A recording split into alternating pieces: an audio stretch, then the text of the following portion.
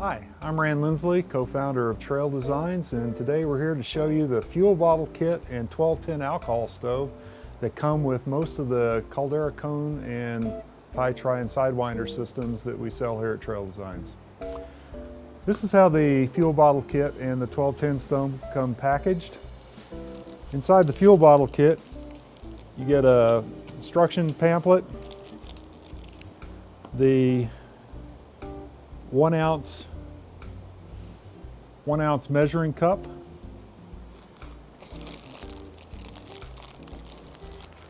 a reducer,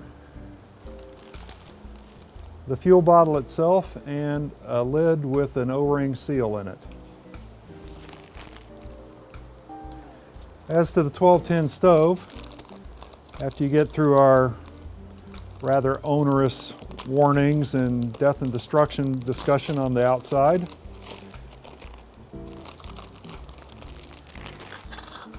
you get the 1210 stove with integrated primer pan made out of recycled or actually reused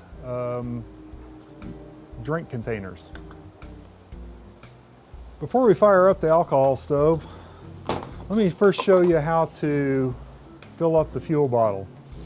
We recommend using denatured alcohol, which can be found in most hardware stores in the paint aisle. It's typically used as paint thinner. Fill it up.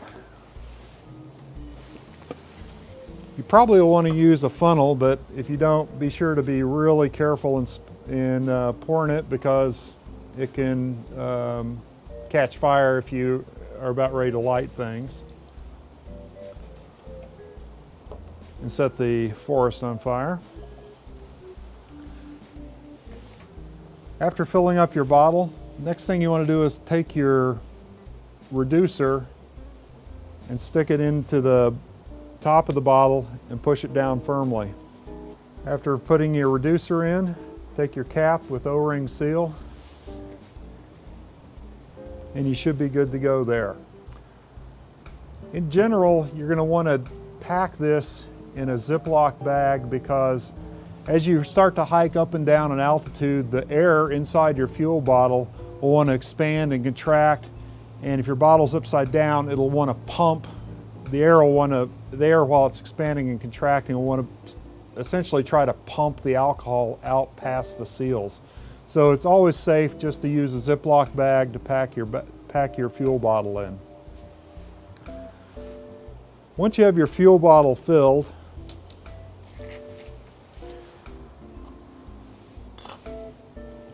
you typically want to put about ½ an ounce, 1 tablespoon at minimum of fuel into your stove. If it's really, really cold outside and your fuel's cold, you may want to put a few drops of alcohol here on the primer pan.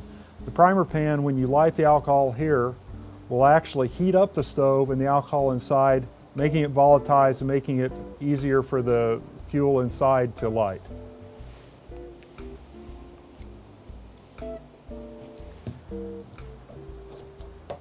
After filling your stove with alcohol,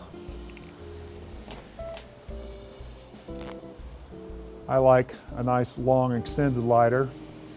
Take your lighter. You should hear a little pop when it goes off.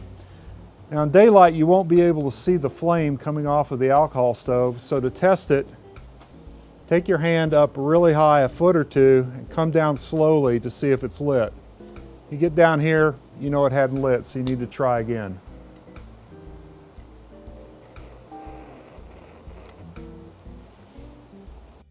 Now the stove is lit, like I say, you can feel it as you get close, so that's the way to test.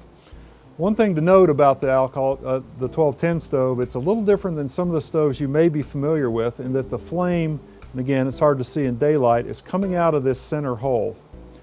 It's not coming out of these side holes. These are air inlet holes. The air comes in these holes and then the flame comes out the center.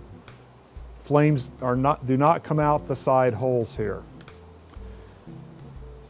Typically, when you filled up the 1210 stove, you want to wait for it to completely burn out rather than try to blow it out and recover the alcohol. The reason is there's chambers and a secondary stove on the secondary can on the inside that if you start to try and pour out the alcohol, it'll get trapped inside the chambers inside the 1210 stove, and it'll just turn into a mess. So get used to how much alcohol you typically need to boil your food or boil your water for your food. Use that much alcohol and then just let it burn out.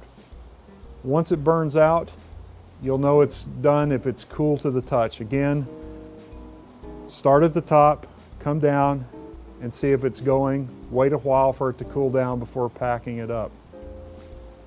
Okay, after your stove is cool, again, you can come down, and when you feel that there's no heat coming off of it, wait for it to cool. And once it's cool to the touch, you can pack it away. Last thing we want to discuss here today is how to refill your fuel bottle once it's empty. With the reducer in place, you'll notice that there's only a very small hole in order to squirt things out of or fill things back up in. Ideally, it would be good to get the reducer out of there, but you'll probably notice there's no real good way to get a thumbnail or anything up under there. So what we recommend in our instructions is to find yourself a screw that's a wood screw with a good point on the end. Then what you can do is you can thread by hand a couple of turns into the top of the reducer. Ba-bam. With that, you can refill your fuel bottle and put your reducer right back in. Using the screw doesn't hurt it at all. That's it. This is Rand Lindsley signing off. Thanks for joining us. Take a look at traildesigns.com for a whole bunch of other cool ultralight backpacking gear.